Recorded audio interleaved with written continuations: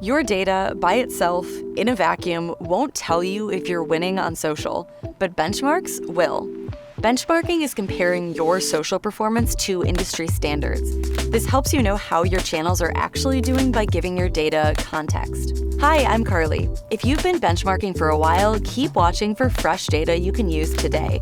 And if you're new to this, I've got tips on how to use benchmarks to improve your strategy. Let's go. Like I said, benchmarks give your data context.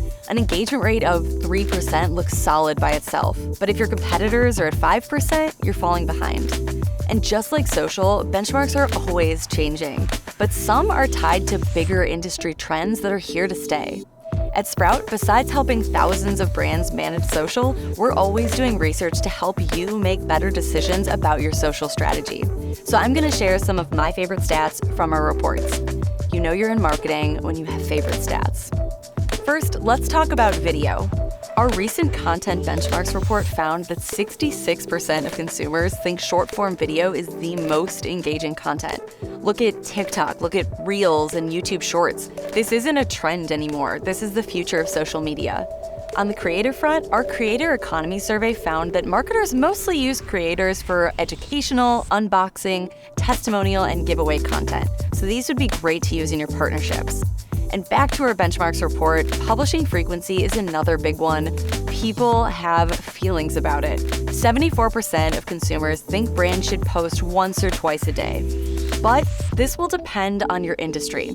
We found that if you're in the sports or advertising and marketing industries, you should be posting way more than if you're in like the legal or education industries. And bookmark our data reports page to find all of our newest reports on social media benchmarking and much more. Almost anything can be a social media benchmark, from posting frequency to how many memes your competitors post.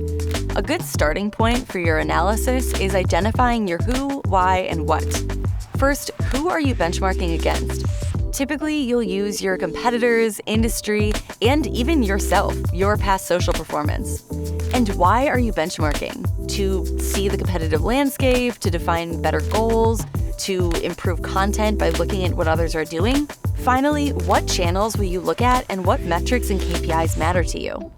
If you want to dive deeper into creating your benchmarking strategy, check out the article on benchmarks below. Now let's jump into metrics. The metrics that will help you the most are the ones that tell you about strategy and content and channel performance in your industry. Here are a few reliable metrics and KPIs to look at. Screenshot this list.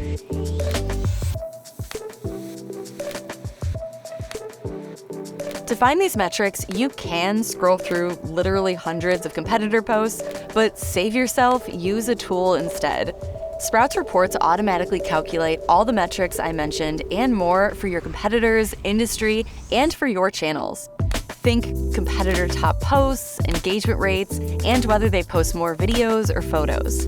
And our social listening tool gets into some of your bigger questions, like how people feel about your brand versus your competitors.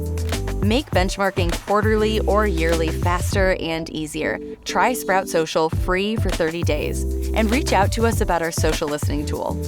That's it. Take your social performance to the next level with our benchmarks and tips. And if this video was helpful, give us a thumbs up and subscribe. Thanks for watching and see you next time.